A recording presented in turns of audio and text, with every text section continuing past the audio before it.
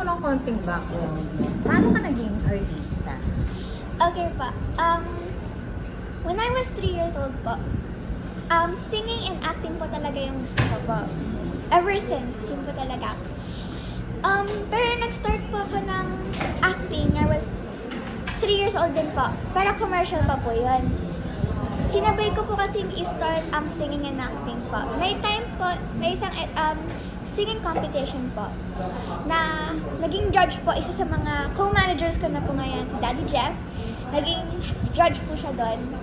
And kasi habang kumakanta po ako, I also act with my face and my actions as singing. And that's one of the most important parts in singing po. So, ayun po. After po ng competition po na yun, nakitaan daw po ako ng potential ni Daddy Jeff. And sinali niya po ako sa management niya po, CWT. And dun po, nag-start po akong mag-teleseries. Nag-audition po ako sa mga teleseries. My first teleserye was The Haunted. Ilan taong ka nun? I think I was 5 or 6 po nun. Si Direk Manny Palo po ang nag-direct ko nun. That was a horror po, pero ngayon po, pinapanood ko pa rin naman po yan to look back to my mga first ginagawa po. That was my starting point po in acting. Doon po talaga ako naging doon po ako nakakuha ng mga techniques, more techniques in acting po. 3 years old, aware ka na gusto mo maging artista? Yes po. Bakit? Sino mga napapanood mo na parang gusto ko gano'n? Ate Catherine Bernardo po. Idol ko po siya. Dati po kasi, noong 3 years old po ako, time po yun ng Lalo na Sangre. So yun po yung lagi ko pong pinapanood. Iniintay ko po yun pag gabi po. And dahil po doon, nagalingan po ako sa ginagawa po nila. Kasi po, kaya po nilang mag-iba ng self, ng person. Hindi po siya si Ate Catherine. Iba siyang tao dito sa movie na to. So, iba po siya. Na-amaze po ako sa ginagawa po nila na natatransform po nila yung emotions nila kahit hindi naman po talaga nila nararamdaman ng yun. Pero ikaw, alam mo na marunong ka na agad umarte. Hindi po. Pero sa kanta na-express mo lang. Opo, na-express ko po pag kumakanta po ko. So yeah po, pero nung 3 years old po ako kasi, nalaman ko po may parang mga commercial po, may mga audition po ng ganun. Ayun po, nag-try po ako mag-commercial. 6 months po, pabalik-balik po kami ni Mama sa Makati. May time po na sabi na ni Mama, ayaw na daw po niya kasi nga po, syempre pamasahe pa lang po, pabalik-balik po kami nun. Sabi ni Mama, tama na, okay na yan, kumanta ka na lang. Pero sabi ko, Mama, hindi, kaya natin to. Ikaw may gusto? Opo, ako po talaga yung may gusto. Si Mama, sinusuportahan na lang po ako nun eh. So, ayun po, pabalik-balik po kami nun, 6 months, 7 months po. Pabalik-balik kami Makati. Nakakuha ka bang isa? Yes po. Ano, okay lang ba i-mention? Yes po. Ano yun? Isa po siyang fast food brand, Jollibee. Yes, binigyan po nila po ako ng 4 to 5 projects po. In a span of 5 years po.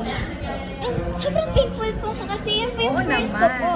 Yun po yung unang-una ko pong acting. I was 3 years old po nang binigyan na po na ako. Yun po. Tapos after po nun, nag-commercial na lang po muna ako. And then, siyempre, sideline po po singing. And Sideline? so, ano po? Saan ka naman tumising ng mga panahon na yun? Competitions po. Saan? Sumasali po ako sa mga singing competitions. Okay. Maano po talaga ako. Ako po yung nagsisearch po ng mga pwedeng i-join sila. Mama, nagugulat na lang po kasi sabi ko, Mama, punta tayo po doon. Meron daw pong competition. Na-register na po ako. Ay, grabe ka. Porsigido ka talaga. Opo. Ano mas gusto mo pala? Singing o acting? Both po. Yes po. So, sino peg mo? Aside from Catherine, sikat ate mo, Kat mo, hindi masyado kumakanta eh. Sino? Si Sarah? Yes po. Siya din po, idol ko po. Kasi po, magaling po siya sumayaw, magaling po siya kumanta, magaling po siya mag-acting, magaling po siya mag-model. So, siya po yung isa pa po sa mga idol ko po. Yeah, sana po maka-work ko po siya. So, nakailang teleserye ka na? Sa teleserye po, 4 po, I think. Nakatrabaho mo na si Ate Sarah or si Catherine? Si Ate Kat po, nakita ko na po siya in personal sa movie niya po, A Very Good Girl. Yes, ako po yung young Catherine po kasi doon. Eh, nung last shooting day ko po doon, alam po ng buong production na gusto ko po, idol ko po si Ate Kat. And yun po, nung last day ko po, pinaiwan po nila ako kasi po, may shoot pa po na sa location. Sabi po nila, padating na po si Ate Kat. So, inintay ko po talaga yun. Sobrang happy ko po nung nakita ko po siya. Sobrang bait din niya po. Ano sabi niya sa'yo? Sabi niya, hi! Sabi, ikaw yung young me, diba? Sobrang na-proud po ako and sobrang happy ko po na nakita ko po siya in May picture real niya. life. Yes po. Pero nung nagkita po kami, wala po ako ibang sinabi, kundi starstruck po talaga. So, hindi technically hindi pa work together, no? Meet lang? Yes po, meet lang. Pero, saya na rin po ako. Malay mo, one of these days, anak ka naman na niya. Diba? Anyway, gusto mo din ba yung dumaan sa pagla-love team, ganyan, pag later on? Kasi 11 ka na, right? In a few years, teenager ka na. Wala pa po sa mind ko yung gano'n. Ano po talaga eh. I think whatever comes na lang. Opo. Well, ano tawag dito? So, okay, horror, na-try mo na ang the super drama. Ano yung huli? Isa? Nag-comedy ka na ba? Yung Drama din Instant yung Daddy po. Comedy Ay, drama oo, po yun. oo nga. So, ano pang hindi mo natatry na genre? Action! Sana po. Talaga ba? Type Sana mo din? po. Opo. Marunong ka ba tumbling-tumbling? Opo. Kumusta pala dancing mo? Kasi pag action star, pagka-dancer, mas madaling for them eh. I wouldn't say sobrang galing ko po and bagaling po ako. Pero sumasayaw po ako. And dati po kasi sobrang tigas po ng katawan ko po. Pero ngayon, medyo lumalambot na rin po siya. Medyo! No, pinapractice mo rin. Opo. Ikaw ba yung tipong pag nasa bahay, nagpa-practice pa yung umakting sa harap ng Yes po. camera, ng salamin? Opo, magugulat nga po si mama kasi bigla-bigla na lang po ako magsasalita ng kusa. Yun po pala, nag-ano po ako, may isa po akong nire-recall na eksena from my past movies or mayroon po ako nagustuhan na eksena na panood ko po. Bigla ko pa actingin sa mirror, ganun po. Sa pamilya niyo, ikaw lang ang nag-interesadong artist. Ilan ba kayo magkakapatid? Ako lang po. Okay. Hindi ka na daw susundan? Nakunan po. Ha? Nakunan po. Okay. So, kumusta, spoiled ka siguro? Medyo po. Kasi napapasunod mo si mama mo na, ma, tara dito, mag-audition tayo. Okay. So, pero bakit saan mo kinukuha yung passion mo sa acting at a young age? Kasi inaaral ka sa bahay, ma-acting ka pa din, pinapractice mo. Ano bang goal mo? Ilang awards ba gusto mo? Ano lang po, na-amaze po kasi talaga ako sa mga actress and actors po. Kasi as I said po kanina, kaya po nilang mag-change ng identity. And napapabilib po nila yung mga tao na sad sila. Doon po ako na-amaze. Kaya mas nagugustuhan ko po ang acting. Pag-aaral mo, hindi mo naman napapabayaan. Ah, yes po, of course.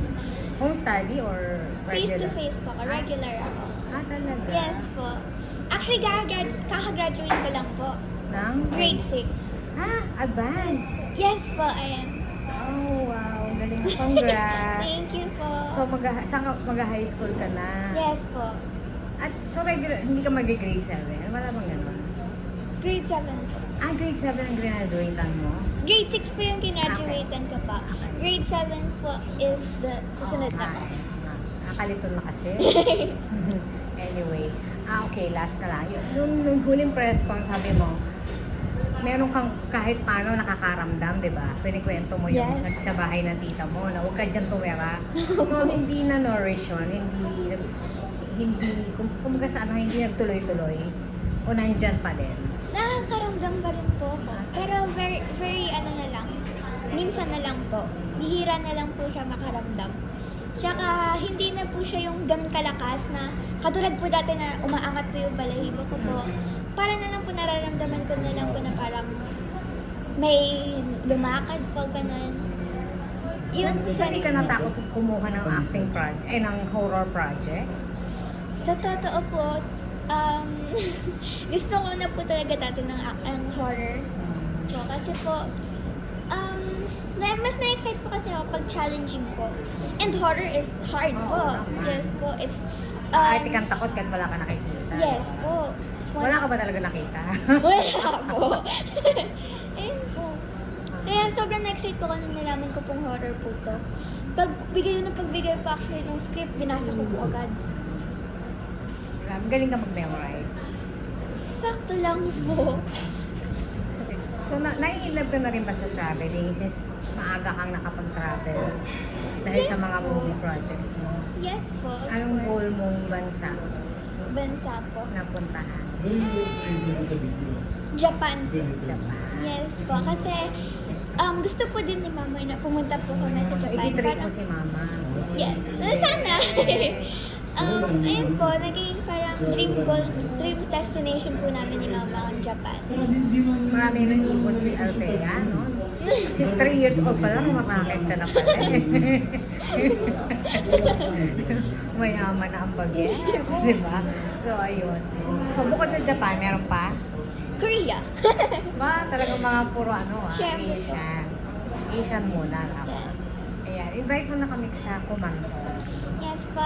Hi guys, sana pumanood po kayo ng Kumantong. Showing po siya sa July 3 on Cinemas Nationwide. Panoorin niyo po siya. Nababasa ko po kasi ibang mga comments. Pero it's worth your time. Yeah, yun po. Please watch it.